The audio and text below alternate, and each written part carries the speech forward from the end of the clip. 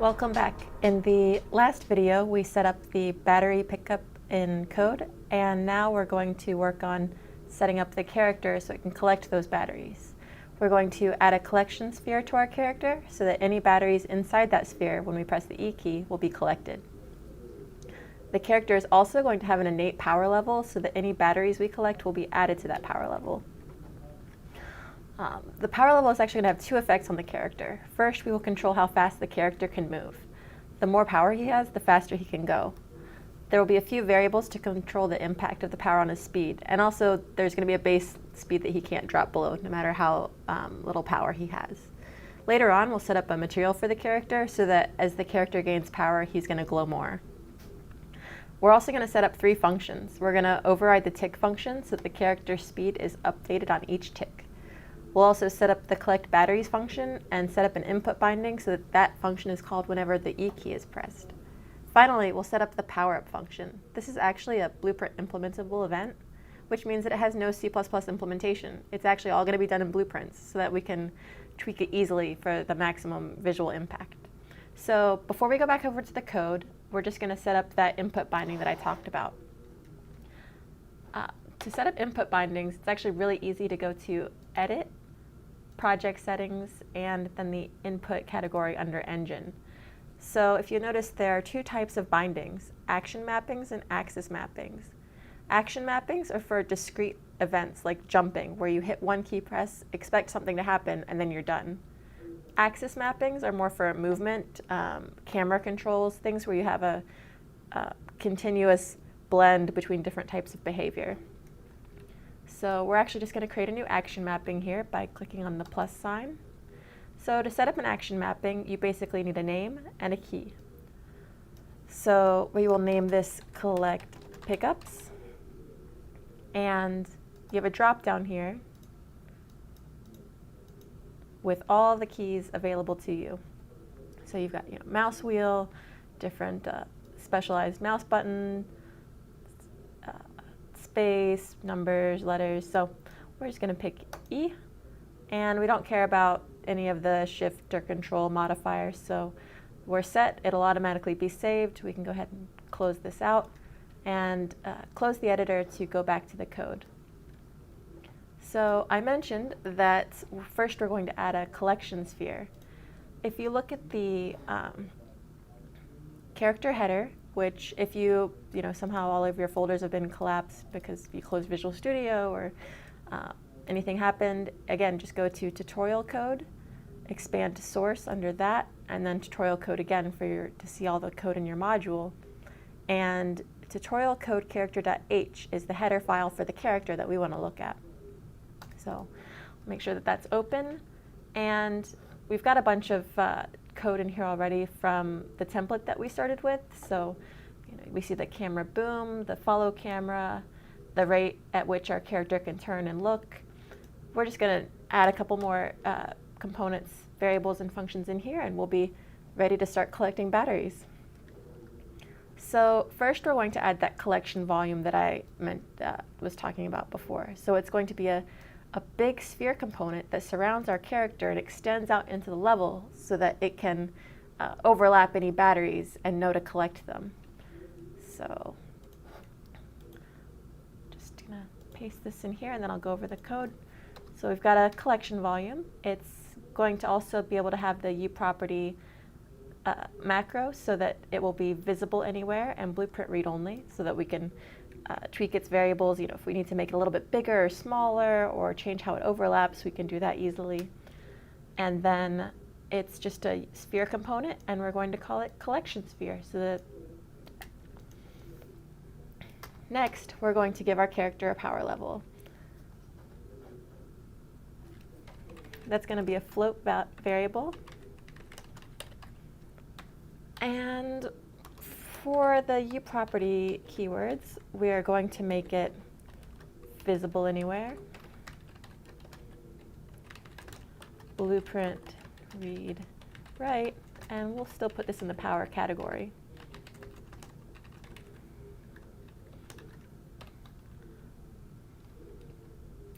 Power category. And we'll just go ahead and label this. So anybody looking at our code later knows what it is. So it's the power level of our character. So why did we pick visible anywhere and blueprint read write for this property? Visible anywhere, we're never going to just drag a character into the level and start tweaking its power level. It's all going to be driven either by code or by blueprints. So we don't actually care to be able to edit it in the details panel. So we just care to be able to see it, and visible anywhere is a good keyword to use for that.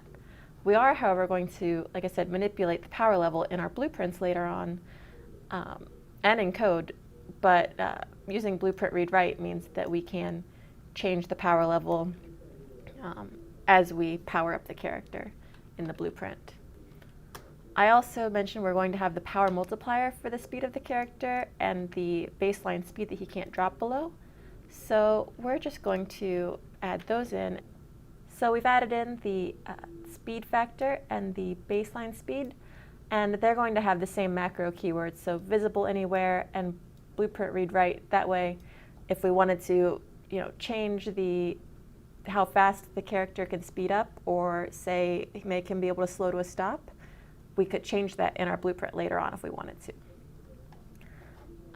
And now we can get started adding in our functions. So we know we're going to override the tick function, which means that every frame we're going to change the character's speed. So to do that, we'll just override. So you need to make sure you use the override keyword, the tick function.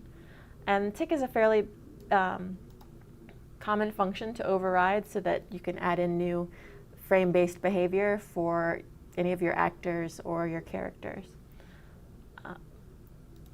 If you notice down here, we've got this protected section of our header. So anything you add at the top of your class declaration is going to be public. That means any other classes can interact with those variables or functions. And it's important to know that if you have a function that you don't want to be called by other classes, or you only want it to be called by classes which derive from that class, that you put it in either a private or protected section. And for the collect batteries and power up, we really want to keep that within the character. We don't want some, say, the battery to be able to collect itself by calling this collect batteries function. So we'll put this in the protected section here. So we're going to create our collect batteries function. Collect batteries. And give that some ufunction keywords. We will make this blueprint callable.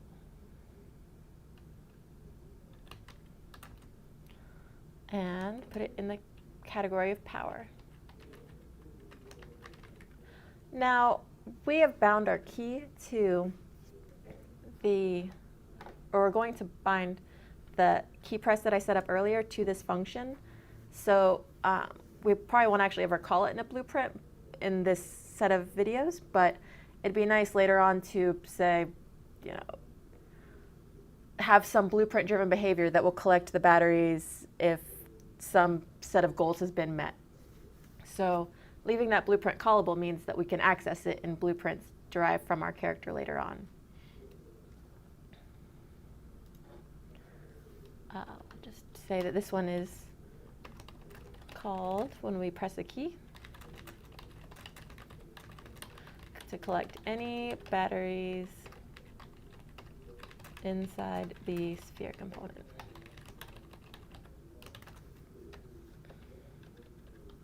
The last function we're going to add is that power up.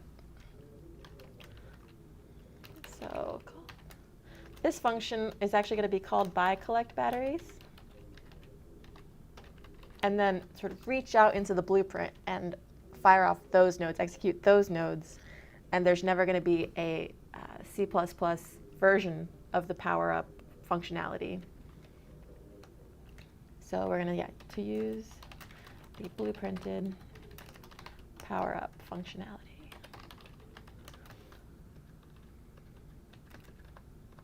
Yep. And so this is the power up function. And most of these functions we've been doing so far are void functions, which means they don't return any values. And up until this point, we actually haven't had any that take input other than the tick, which takes the delta seconds. This function is actually going to take our battery power and take that as an input so that whatever power-up behaviors in our blueprints, it depends on the battery power fed to it from the code. And I did mention before that this is going to be a blueprint implementable function. And actually, blueprint implementable event. Sorry about that. So you're going to get the little event node with the red header in your blueprint when you get ready to set up this behavior. And it's still going to be in the power category. So that's it for our header file. We're going to go actually now set some base values for the power level, speed factor, and base speed variables. Actually add our component and set up our functionality. So we've switched over to the tutorial code character.cpp, so our source file. And we're going to add in, like I said, some baseline values for our power level, and our speed factors here in the class constructor. So again, this is the constructor, this format here with the post construct initialized properties, and right here at the top of our source file. So our base power level is going to be 2000. Our base speed factor is going to be 0.75, and our base speed is going to be 10. So he can never go slower than 10. And now we're going to add that baseline collision sphere. So we're going to create our battery collection volume. So collection sphere was the name we set up before. And we're going to again use the create default sub-object helper. And it's going to be the uSphere component that extends out from our character.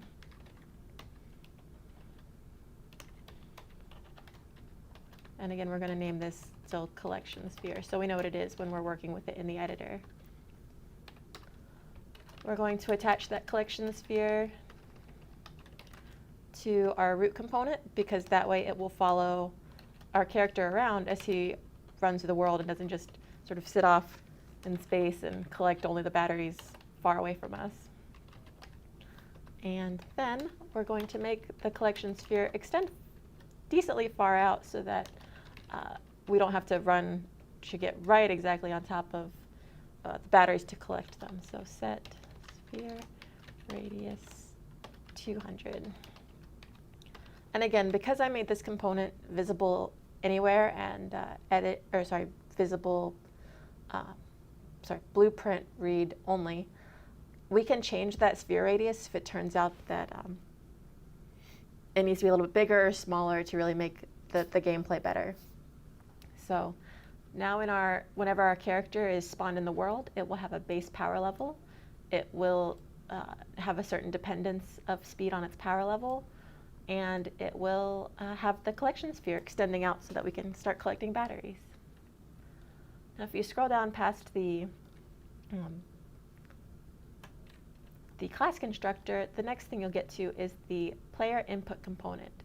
So just a minute ago, I did set up the input binding so that when I press the E key, it basically associates that E key with a collect pickups binding.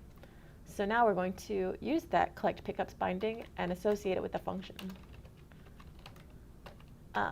Thankfully, if you are wanting to set up an axis binding later, we've got some examples already there in the input component. And actually, we can just sort of follow along with the jump that's already here for us. So collect pickups. is the name. We want it to be when it's pressed. And it's going to call our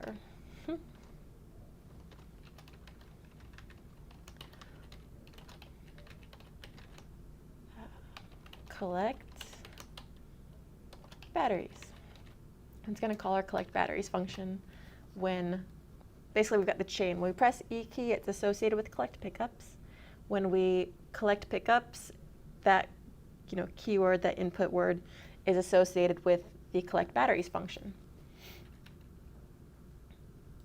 So we will now go set up the collect batteries function so that we've got some basic behavior there when we press the E key.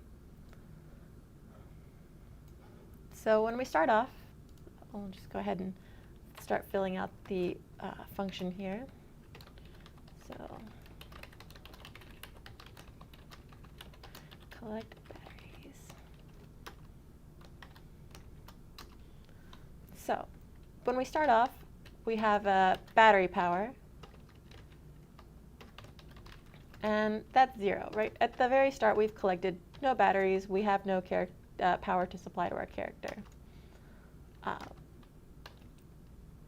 now we can get all overlapping actors and store them in a collected actors array. So we'll set up that storage array. So it's a T array of actors. And again, we'll name that collected actors. And we have our collection sphere that we already set up, that big sphere that's going to extend out from our character into the world. And it's actually already got a get overlapping actors function associated with it. That's just part of the behavior of the sphere component. And if you wanted to use, a box or a capsule for something that used an overlap event like this, you could totally do that. Those all have the get overlapping actors functionality built in. And then you tell it to store all that data in the collected actors array. So now you've got this big list of any actors that have been inside that sphere. But we don't really care about any actors that are overlapping except for batteries. So we need to take each of those, figure out if it is a battery, and if it is a battery and that battery can be collected, and if it's active and ready to go, then we'll take its power and add it to our character's power. So we start with for each actor collected.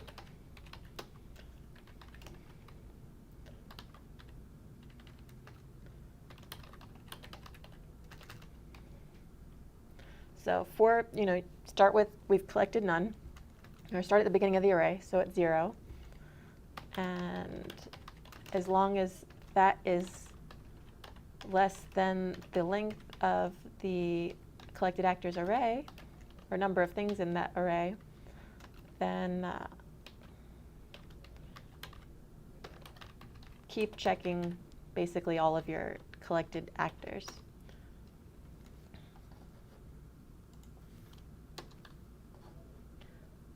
And using this I collected, I'm using this instead of just, an I, J, just random letters, so that when I'm working with that variable, I know what it means. And that's just, a good practice to use. So we'll take that index and cast that actor to a battery pickup. Because like I said, we only care if it's a battery and can add more power to our character. If we randomly picked up a cupcake or a plastic tree, it's nice, but it's not going to do anything for our power level, so we're just going to ignore it at that point. So we've got to set up a battery pickup. And this is our test battery, where this is what we're going to say, are you valid? Are you actually a battery? Just to keep checking. And we're going to cast to battery pickup the collected actor at our I collected index. And if the cast is successful and the battery is valid and active, because we remember back when we made the battery pickup, actually back when we made the original pickup, it had that it B is active Boolean, because again, if you picked up a battery and it's a dud, it's dead, we don't have any power that we can take from it. So again, we're just not going to worry about interacting with it. So if it's a test battery, if it's a battery and it's not pending kill, so it's still a valid battery to be working with.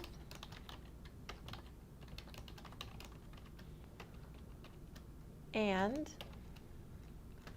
the test battery is active,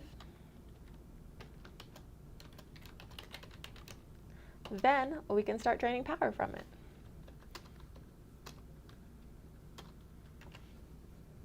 So we will do three things if it's a battery and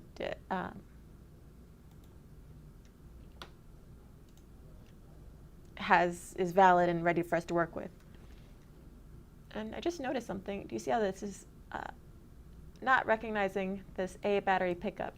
It's because up here at the top of our source file, we actually need to include battery pickup .h. So that should make this file much happier. Now it knows, oh, hey, if I want to know what a battery pickup is and where its variables and functions are, I can just go look in that header file. So this error warning should go away in just a second. So we are going to store the battery power for adding to the character's power.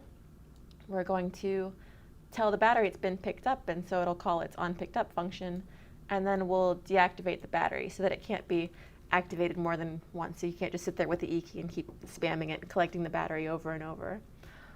And then, so that's going to go through the loop. It's going to take every single actor you've collected, say, hey, actor, are you a battery pickup? If so, go over here and give me your power, and we're going to deactivate you. If not, we're just not even going to worry about processing you.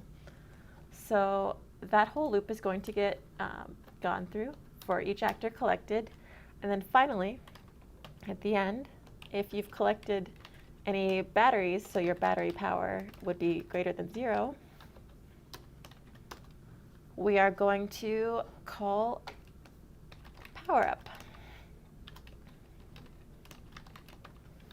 So whatever behavior we've set up in our blueprint with this associated with the PowerUp event will be called if our battery power is greater than 0. So we've got some power to work with. And like I said, we supplied battery power there as an argument, and our collect batteries function is all ready to go now. The last thing we'll do before we compile and get ready to start actually making some blueprints and testing this out is to set up that tick function. So I mentioned that I was overriding the tick behavior. We'll just put this in here. So each time the character ticks each frame, we're going to go ahead and call any other tick behavior associated in the chain of the character. And then also, we'll take the character movement component and set its maximum walk speed, so max walk speed here, to be dependent on the power level. So that's just going to be adjusted. As the power level increases, he'll go faster. As it decreases, he'll go slower, up until that base speed has been reached. So at this point, I can actually go ahead and compile the project and get ready to get started. The one thing is, right now, we're going to probably hand this over to someone who's going to work with this in the development version of the editor. So someone's going to work with the blueprints and the materials, and they just want to open the binary version of the editor and get started with the project. So to do that, to make it easier, we will go ahead and change our build configuration to development editor. This means the project will be in a version that they'll be ready to work with. So we'll go ahead and do this and build. And In the next video, we'll set up the blueprints of our batteries and actually start setting up that material in the character so he'll start glowing as he gets more power. So thanks for watching, and check back with the next video soon.